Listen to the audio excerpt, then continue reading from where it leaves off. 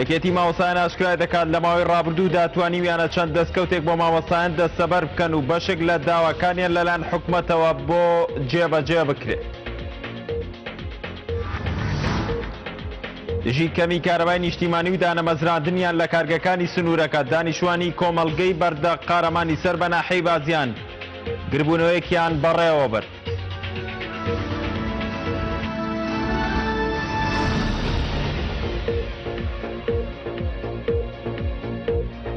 بەناوی خوای بەخشندەی میهرەبان سڵاوتان لەبێ بیسەران و بینەرانی خۆشەویست لە پەیامەوە گەشتێکی نوێی هەواڵە سیاسەکانتان پێشکەش دەکەین.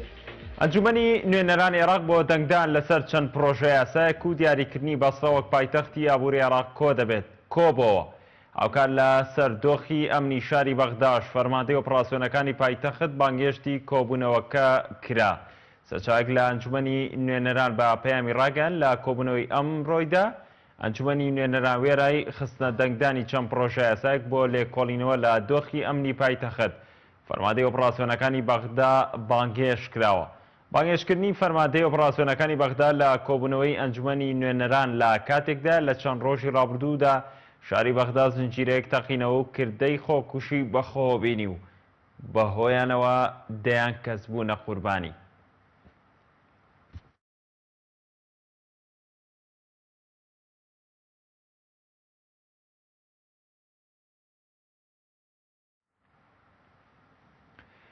فەرماندەی ئۆپراسیۆنی کۆنتڕۆڵکردنەوەی مووسڵ ڕایگەیاند هێزە عێراقیەکان لە خۆرهەڵاتی ئەو شارە هەردوو گەڕەکی سۆمەر و ساهیرونیان کۆنتڕۆڵ کردوێتەوە. عەبدولئەمین ڕەشید فەرماندەی ئۆپراسیۆنەکە ئاشکرای کرد داعش زیانی زۆری گیانی و مادی هەبوو و ئەو ڕێکخراوە لە ئێستادا دوای لەدەستدانی 50 گەڕێکی خۆرهەڵاتی مووسڵ تەنها ناوچەکانی نزیک ڕووباری دیژلەی بەدەستەوە ماوە. هاوکات عەبدولوەهاب ساعیدی بەرپرسی هێزەکانی دژە تیرۆری عێراق لە مووسڵ ڕایگەیاند بەهۆی بۆمڕێژکردنی ئەو ناوچانەی چەکدارانی داعش جێی دەهێڵن پێشڕەوی هێزە عێراقیەکان بە سستی بەڕێوە دەچێت و هەر بەو هۆیشەوە سەپاو هێزەمنیەکان قوربانی زۆریان داوە. تیشی پێشبینی دەکرێت لە 3 مانگی داهاتوودا مووسڵ بۆ تەواوەتی ئازاد بکرێت. لەلایەکی دیکەوە کۆمسیاری باڵای مافەکانی مرۆڤی سەر بە نەتەوە یەکگرتووەکان لە عێراق ڕایگەیاند زیاتر لە 750,000 عێراقی لە خۆر ئاوای مووسڵ گیریان خواردووە. تیشی لە 147 قوربانیانی پرۆسەی کۆنتڕۆڵکردنەوەی مووسڵ هاوڵاتی مەدەنی بوو.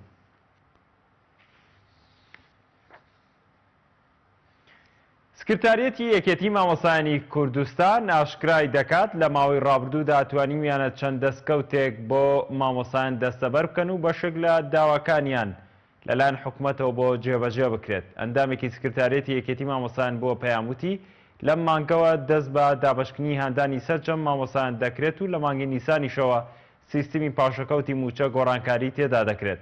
هەر مانگێکیش لە کاتی خۆیدا موچە دابەش دەکرێت. لە پرۆژەکە ئێمە دوو تەوەر بوو. تەوەری یەکەم مەسلەی دوانەکەوتنی پرۆسەی پەروەردە لە سلێمانی بەوەی کە داوامان کرد کە خوێندن دوا بخرێ. خۆشبەختانە ئەو بڕیارە جێبەجێ کرا کاتی خوێندن لەوێ دواخرا بۆ مانگی سێم. و خاڵێکی تر ئەوە بوو کە لە پرۆژەکە منهەج کەم بکرێتەوە یان کۆمەڵێک لە بابەتەکان هەڵ بسێندرێت. خۆشبەختانە ئەویش لە سەرجەم قۆناغەکان ئەو بڕیارە جێبەجێ کراوە و لە ئیمڕۆ بەیانی ڕێنمایەکان دەچێت بۆ قوتابخانەکان تەنیا پۆلی 9 و 12 نەبێت. بۆیە ئێمە داوامان کرد پۆلی 9 و 12ش دەستکاری بکرێ بە شەرتێ بۆ زانکۆ تەسیر نەکا ئەو بابەتە زانستیانە بەڵام لە بابەتە وێژەیەکان دەستکاری بکرێ و بۆی خوێندن بکرێ. بەڵام ئەوان بڕیاری ئەوەیان داوە لە بڕیارەکە ئەوەیە کە خوێندن دوا ئەخرێت بۆ تاقیکردنەوەی کۆتایی وزاری بۆ پۆلی 9 و 12 ئەویش هەر یەکێک بوو لە داواکاریەکانمان. و خاڵێکی تر لەوە بوو کە ئەو هاندانەی کە بڕیار درا بە مامۆستایان بدرێت 100,000 بۆ ناو شار و 150,000 بۆ دەرەوەی شار لەم هەفتەیە یان ئەتوانین بڵێن پێش سەری مانگ دابەش بکرێ. ئەویش بڕیارەکە جێبەجێ کراوە ئیمڕۆیان سبەی ڕێنمایەکان دەرەچێ و سەرجەم مامۆسایانیش دەگرێتەوە چونکەوە داواکاری یەکێتی مامۆسایان بوو سەرجەم مامۆسایان بگرێتەوە بەوەی بایکۆتی کردو ئەوەی نەی کردووە چونکە داواکاری مامۆسایان ڕەوایە ئێمە پاڵپشتی سەرجەم داواکاریەکانی مامۆسایان ئەەکەین. بۆیە ئەوە بە نسبەت بەشی دووەم بەشی ئەوەی تریان کە لە 30 ڕۆژ کەمتر نەدرێ وعدیان داوە ئەوەش جێبەجێ بکرێ و وعدی ئەوەشیان داوە پێمان کە لەم یەک دوومانکە چاوخشاندن بە خشتەی موچە بکرێت بۆ ئەوەی دەستکارێکی وا بکرێ مامۆسایان بتوانن دەوامی خۆیان بکەن. ئەنجومەنی بانگەواز و بەڕێوەبردننی کۆمەڵی ئیسلامی کۆبوونەوەیەکی ناسایی ئەنجامدا لە شاری سلێمانی و تایبەت بە دواگۆڕانکارە نێوخۆیی و ناوچەیەکان و وەرگرتنی هەڵوێستی لەبارەیانەوە ئەنجومەنی بانگەواز و بەڕێوەبردننی کۆمەڵی ئیسلامی کۆبەوە. لە کۆبوونەوەکەدا بە وردی باز لە ڕوودا و پێشاتەکانی هەرێمی کوردستان و ناوچەکەش کرا بە تایبەت لەو پرسانەدا کە پێویست دەکات کۆمەڵی ئیسلامی هەڵوێستی لە بەرامبەریاندا هەبێت. بەشداربووانی کۆبوونەوەکە باری ناهەمواری کوسەران و بژێوی خەڵکی کوردستانە بە ماینی گەرانی زانی و داوایان کرد کۆمەڵی ئیسلامی بە ئەندازەی توانە و کاریگەریەکانی ڕۆڵی لە چارەسەری قەیرانەکانی هەرێمدا هەبێت. لە بەشێکی دیکەی کۆبوونەوەکەدا ئەنجومەنی بانگەواز و بەڕێوەبردن جارێکی دیکە پشتگیری لە داواکاری مامۆستایان و فەرمانبەران کردەوە و ڕایگەیان کۆمەڵی ئیسلامی گوێگرتن و ڕێزگرتن لە داخوازی مافەڕەواکانیان بە ئەرکی خۆی دەزانێت.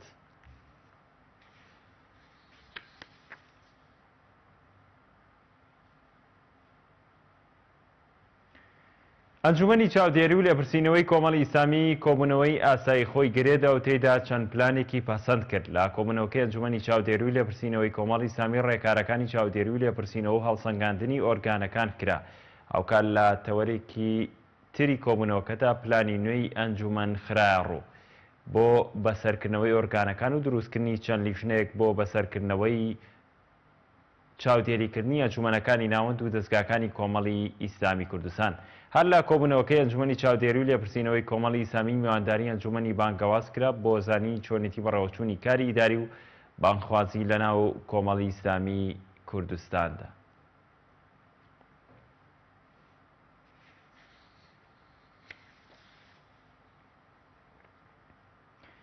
دژی کەمی کارەبای نیشتیمانی و دانەمەزراندنیان لە کارگەکانی سنوورەکە دانیشتوانی کۆمەڵگەی بەردەقارەمان گربوونەوەیەکیان ئەنجامدا. لای خۆیەوە ئەنجومەنی ڕێکخراوەکانی بازیان ڕایگەیاند ئەگەر وەڵامی داواکاری هاوڵاتیان نەدرێتەوە کاردانەوەی توندی دەبێت. بەڕێوەبەری ناحیەی باسییانیش دەڵێت پێشنیازی ئەوەیان کردووە هەر کاتێک وێزگەکانی کارەبا لۆدیان لەسەر بوو کارەبای کارگەکان بکوژێنرێنەوە.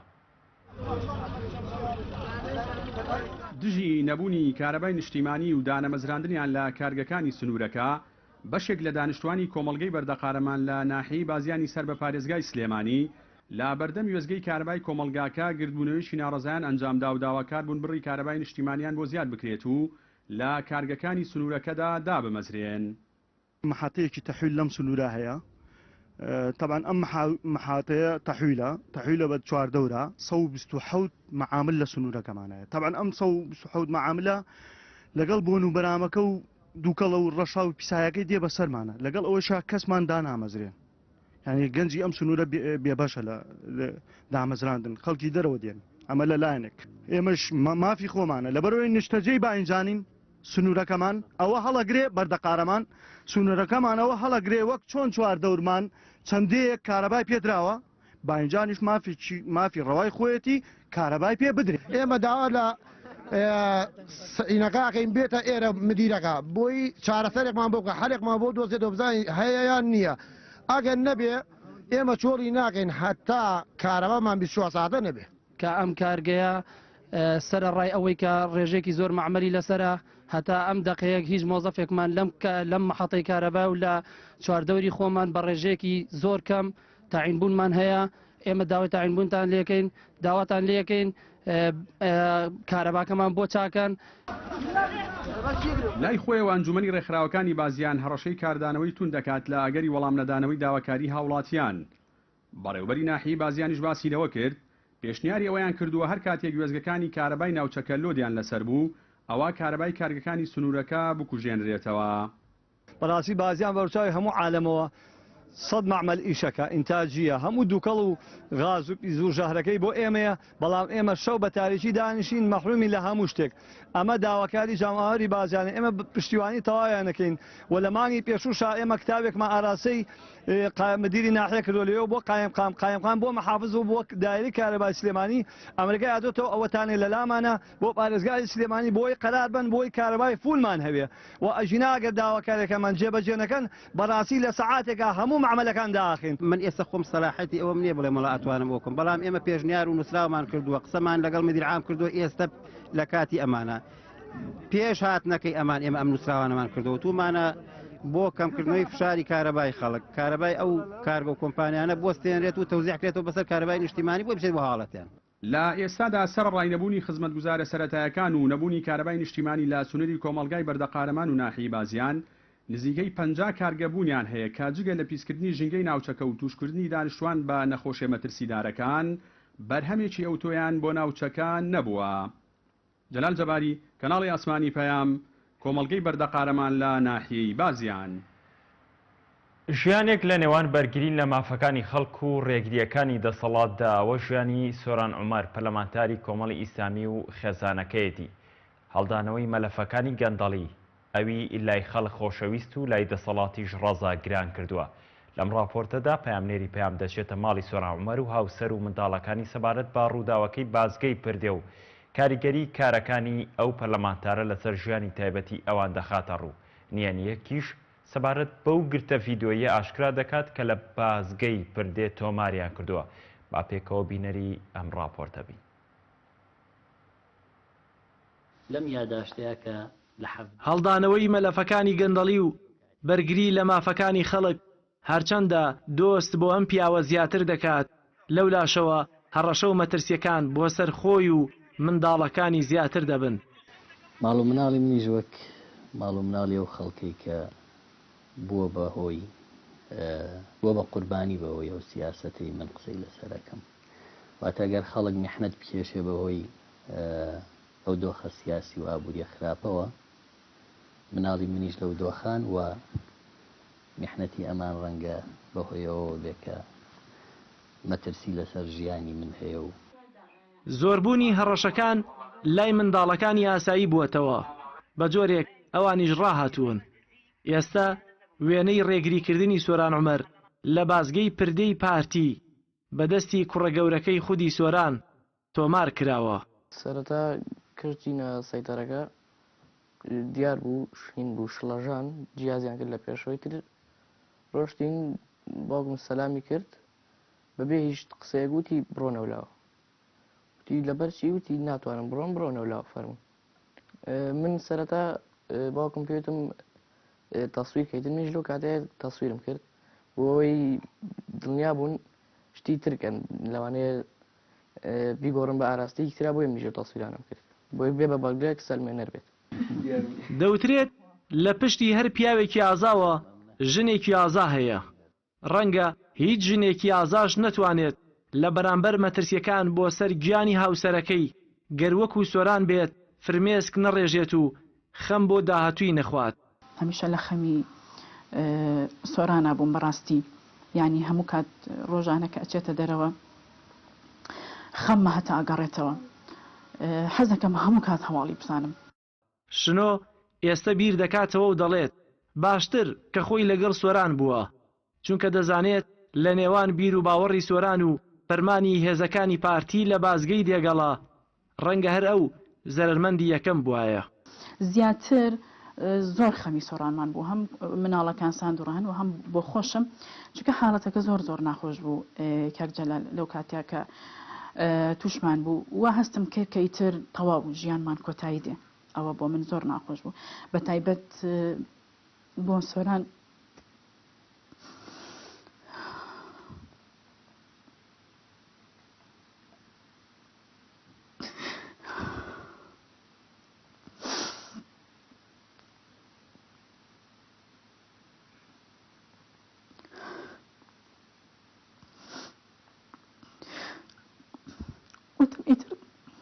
تەواو سۆران ژیانی کۆتایی هاتووە ئەو دە ناخۆش بوو حاڵەتەکە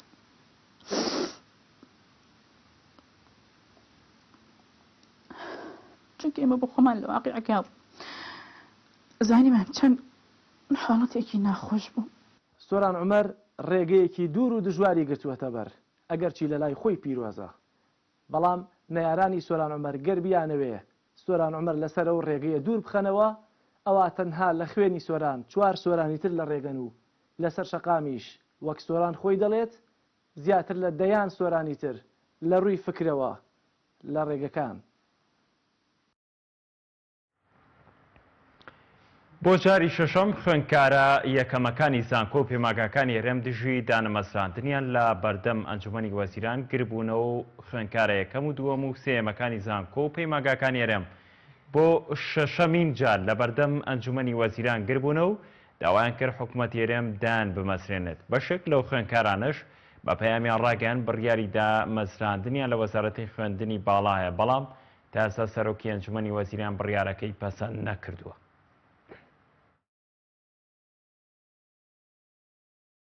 ئێمە یەکەم و دووەم و سێمەکانی کۆلێژ و پەیمانگەکانی هەرێمی کوردستانین تەخەرجی ساڵی 2014-2015 ئەو بۆ ماوەی بۆ 2 ساڵ دێت هەر بەڵێنی دامەزراندنمان پێداوەتە ئێستا هیچمان نەدیوە.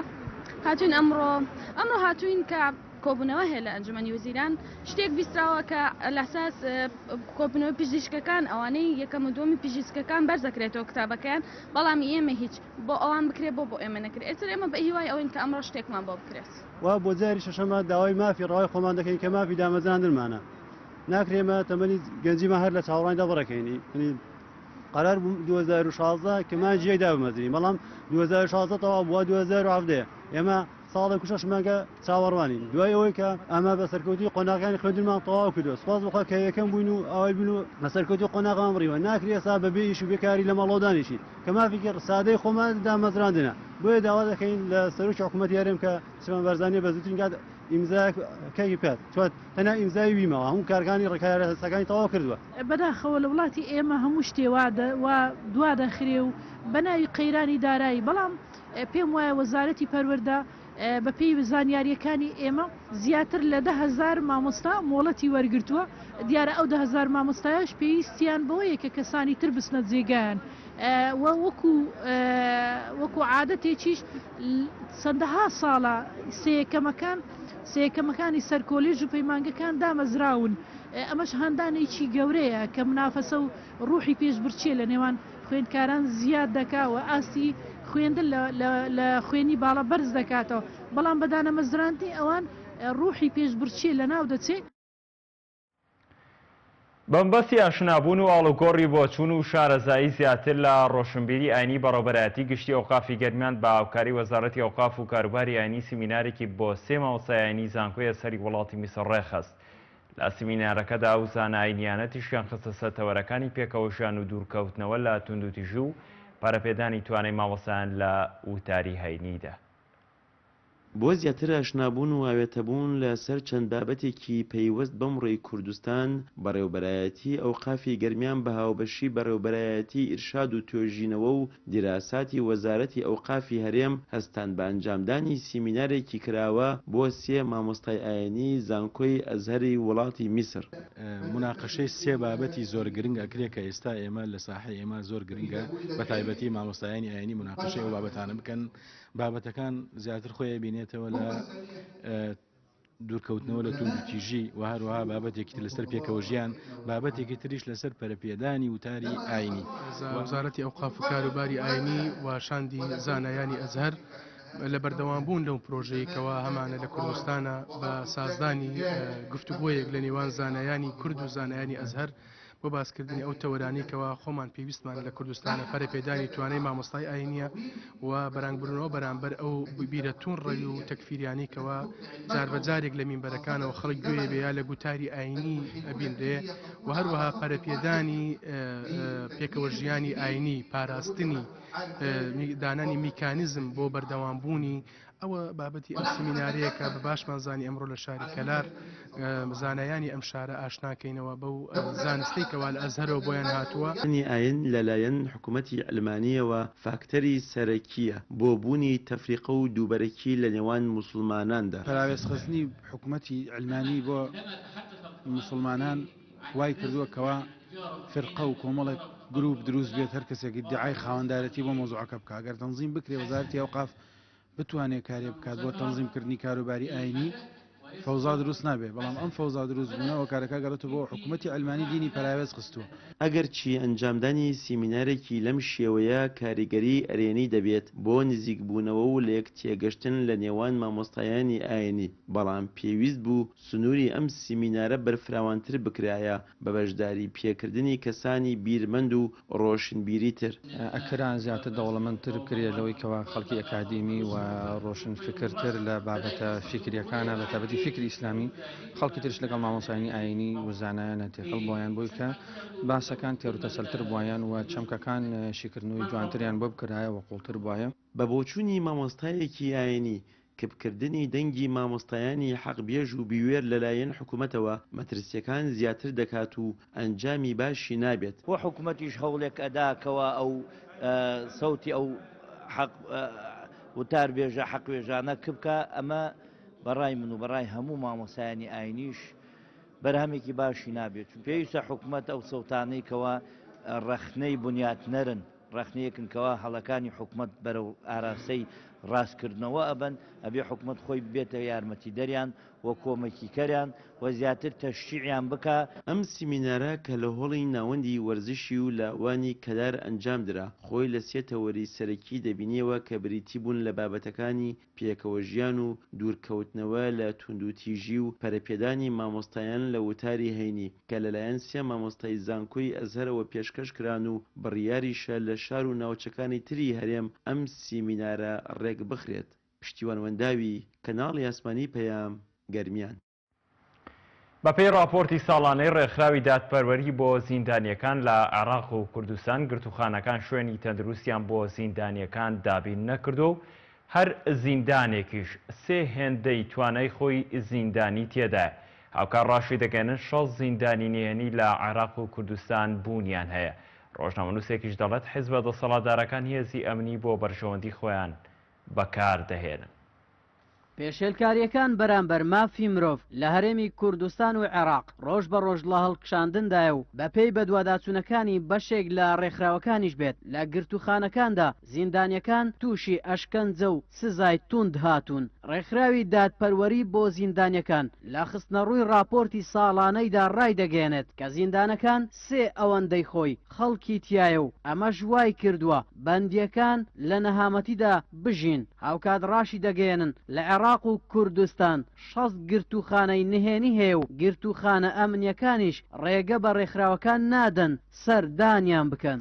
سێ ئەوەندەی تاقەی ئیستیعابی خۆی خەڵکی تێدایە بەواتای لە جیاتی ئەوەی بۆ نمونە 100 کەس وەربگرێ چونکە تاقەی ئیستیعابیەکەی ئەوەندەیە بەڵام لە واقعدا دەبینین زیاتر لە 300 و ئەوەندە کەسە خەڵکی تێدایە زیاتر لە 6 زیندانی نهێنی هەیە. مادام دەستگا فەرمیە سەر بە حکوومەت و سەر بە دەوڵەت منع بکرێن یاخود زانیاریان پێ نەدرێکەواتە ئێمە ئەسڵەن چونمان زیادەیە بۆ ئەوەی تەکیدکەینەوە لەوەی کە ئایا زانیاریمان دەدەنیانە ئێمە چووی سەردانی 2 سجنمان کرد کە سەر بە وەزارەتە ئەمنیەکانن ئەسڵەن هەلە ئیستیعلاماتی دەرەوە وتیان منەظەمات بۆی نییە سەردانیمان بکە. ڕۆژنامەنووسێکیش دەڵێت بەپێی پێوەرە نێو دەوڵەتیەکان مامەڵەیەکی تەندروست بەرامبەر بەندیەکان نەکراوە و دەشڵێت زۆربەی زیندانیەکان لە کاتی لێکۆڵینەوە ئەشکەنجە دەدرێن و تووشی لەدەستدانی جەستە و نەخۆشی بوونە. هۆکارەکەشی بۆ بێلایەن نەبوونی دەستگا ئەمنیەکان و بەکارهێنانیان لە بەرژەوەندی حیزبیدا دەبینێتەوە.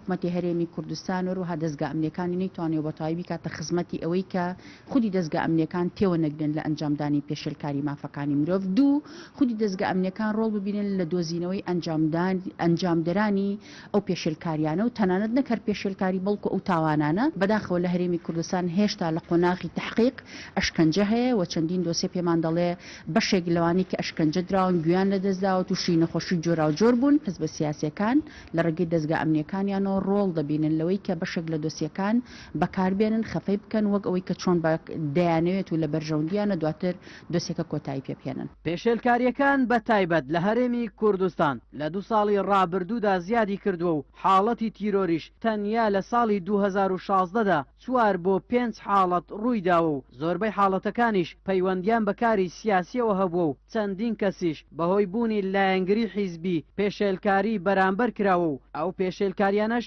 هێندە بەڕوونی ئەنجام دەدرێن تەنانەت بەرپرسانی حکومیشی گرتوتەوە. لە تازەترین ڕووداویشدا لە بازگەی پردێ جۆرێک لە پێشێلکاری و ڕێگری بەرامبەر سۆران عومەر و عەلی حەمە ساڵح پەرلەمانتاری کۆمەڵ و گۆڕان کران. ئەمەش دیوێکی ناشیرینتری بەدەسەڵاتی کوردی بەخشی. ئاراس عەزیز کەناڵی پێیام هەولێر.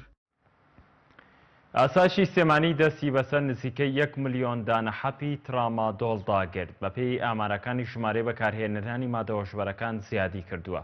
جەلال مینەبەک بەرپرسی بەشی ڕووبەڕووبوونەوەی مادەوەشبەرەکانی بەڕێوەبەرایەتی ئاسایشی سێمانی لە کۆنگرێکی ڕۆژنەمانیدا ڕایگەیان شەوی ڕابردوو بنکەی ئاسایشی عربەت دەستی بەسەر بارهەڵگرێک داگرتووە کە 1 ملیۆن حەپی جۆری ترامادۆڵی بە شێوەیەکی قاچاق هەڵگرتووە.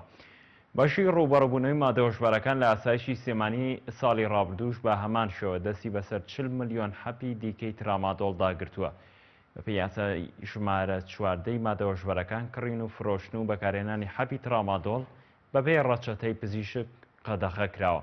ئەو بەرپرسی یاسایش ئەوەشی ئاشکرا کرد کە لە سەرەتای مانگی یەکەم ساڵیشەوە دەستیان بەسەر 700 گرام مادەی هۆشبەر لە جۆری شیشە داگرتووە. 6 کەسیش لە کاتی بەکارهێنانی مادەوەشبەرەکاندا دەستگیر کراون.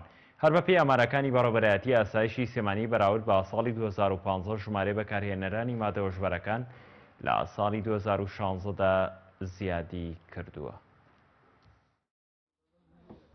ئەم شەو سەعات 11:30 و لەلایەن هێزەکانی ئاسایشی عربەتەوە واتە مەعاونێتی عربەت دەستگیرا بەسەر لۆریەکە نزیکەی 1 ملیۆن حەبی ترامادۆڵی تیابوو کە شوێن سازیان بۆ کردبووات بوو جێگایان بۆ حازر کرد بوو کە دیار نەبێت مەخفی بێت بیبەن بەرەو شوێنێک کە دەستگیرا بەسەریدا و شوفێرەکەشی دەستگیر کرا.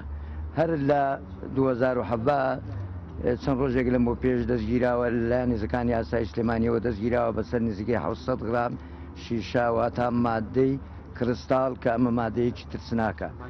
هەر دوو شەو لەمە پێشی 6 کەس بە فەرمانی دادوەر دەستگیر کراون کە لە کاتی بەکارهێنانی مادەی هۆشبەر لە جۆری هێروین کامانش بە فەرمانی دادوەر دەستگیر کراون. ئەم حەبانە بە قاچاق داخل دەبن و هەم بە قاچاقیش لە هەندێکی لێرە لە ناو هەرێم بڵاوەکرێتەوە کڕین و فرۆشتنی پێکرێ هەندێکی چێتە دەرەوەی هەرێم. بەس ئەگەر بەم شێوە بێت هەموو لایەکمان وەکو یەک تیم کار نەکەین و زیاتر چاوکراوە نەبین کە ئێمەش دیارە تاکتیکانی خۆمان وەکو ئاسایش گۆڕیوە بازرگانەکانیش ئەیگۆڕن ئەگەر زیاتر توندی نەکەین و وشاری لە هەموو شتێ پێویسترە ئاگاداری خەڵک بکەینەوە لە ڕووی مەترسی ئەو جۆرە مادانەوە بۆی خەڵک دوورکەوێتەوە لەو جۆرە مادانەوە بازرگانەکانیش بە حەقی خۆیان بگەێنرێن کە زیندانەکانیان هەتا هەتایە بە نسبەت بازرگانەکانەوە ئەتوانین کەم تاکوێک چارەسەری ئەو وەزعانە بکەین.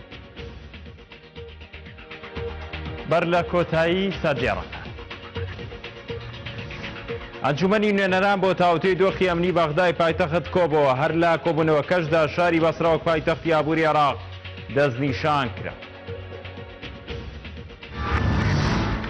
فەرماندەی ئۆپراسیۆنی کۆنتڕۆڵکردنەوەی مووسڵ ڕایگەیان هێزە عێراقیەکان لە خۆڕەڵاتی ئەو شارە هەردوو گەڕەکی سۆمەر و ساهیرونیان کۆنتڕۆڵ کردەوە. یەکێتی مامۆستایان ئاشکرای دەکات لە ماوەی ڕابردوودا توانیمیانە چەند دەستکەوتێک بۆ مامۆستایان دەسەبەر بکەن و بەشێک لە داواکانیان لەلایەن حکوومەتەوە بۆ جێبەجێ بکرێت. دژی کەمی کارەبای نیشتیمانی و دانەمەزراندنیان لە کارگەکانی سنوورەکە دانیشتوانی کۆمەڵگەی بەردە قارەمانی سەر بە ناحەی بازیان گربوونەوەیەکیان ئەنجامدا.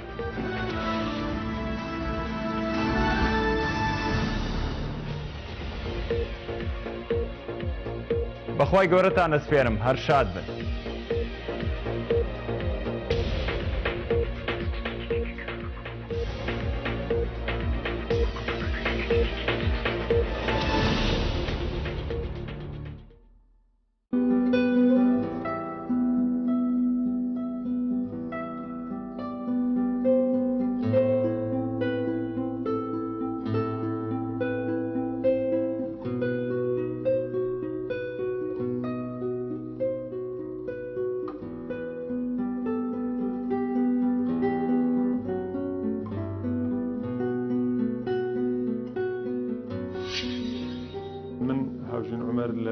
11 ئازاری ساڵی 1970 لە گەڕێکی ڕزگاری شاری سلێمانی لەدایک بووم. کتێبخانە بەڕاستی من بە شتێکی وەسیلەیەکی زۆر گرنگی دەزانم کە لە ماڵدا هەبێت. من بە تایبەت لە 3 پرۆسەی چاپ و نەشراییشم کردووە. یەکەم لە سەردەمی ڕۆژنامەی کۆمەڵ و بەشی ڕۆژنامەنووسی و بڵاوکردنەوەیە کە خۆم لە قۆناغێکی زۆریە خۆم بەرپرسی ئەو بەشش بووم. یابانەکان باز لەوە دەکرێت لە ساڵێکە زیاتر لە 100 کتێبە خوێندنەوە، بەڵام ڕێژەکان لە منتیقی ئێمە باز لەوە دەکەن کە لە 1 ساڵە کەسێک کتێبێکی پێ تاوا ناکرێت. تۆڕە کۆمەڵایەتەکان زیاتر کە ئینسان ڕائەکێشن بۆ کۆمەڵێکی سەیرەکەی ساعتێ 2 ساعت 3 ساعت ڕۆشتووە کە لە بەرامبەر ئەوتوانی مەسەلەن نیو کتێب یا چارەکەی کتێب خوێنیتەوە.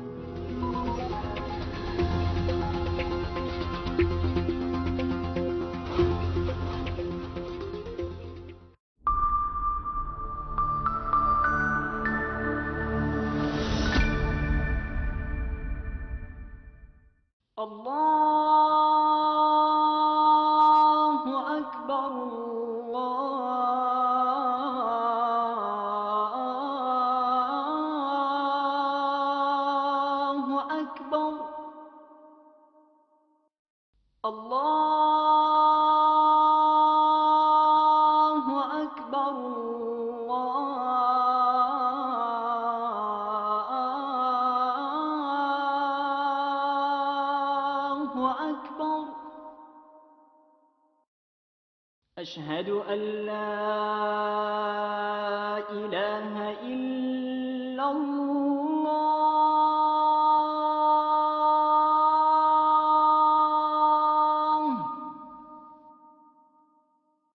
أشهد أن لا إله إلا الله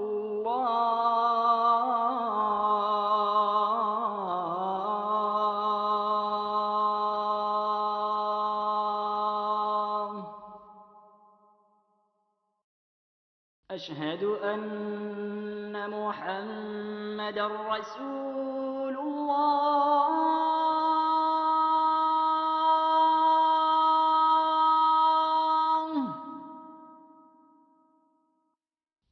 أشهد أن محمدًا رسول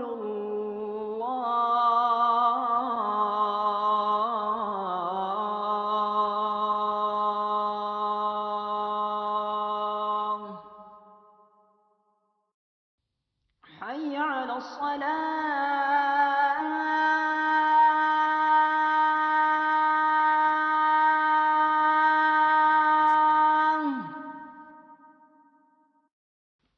حي على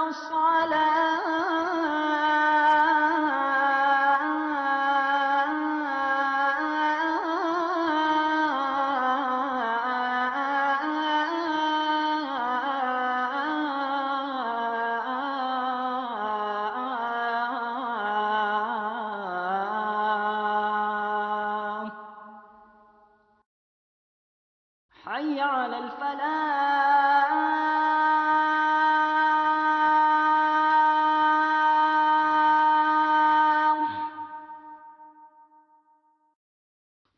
حي على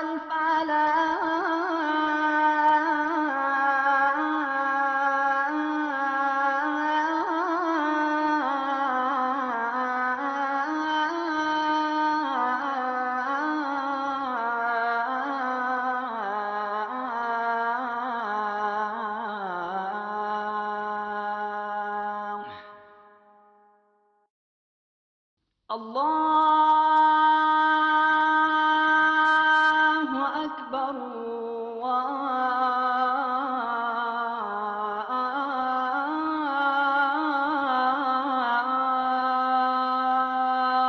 الله أكبر لا إله إلا الله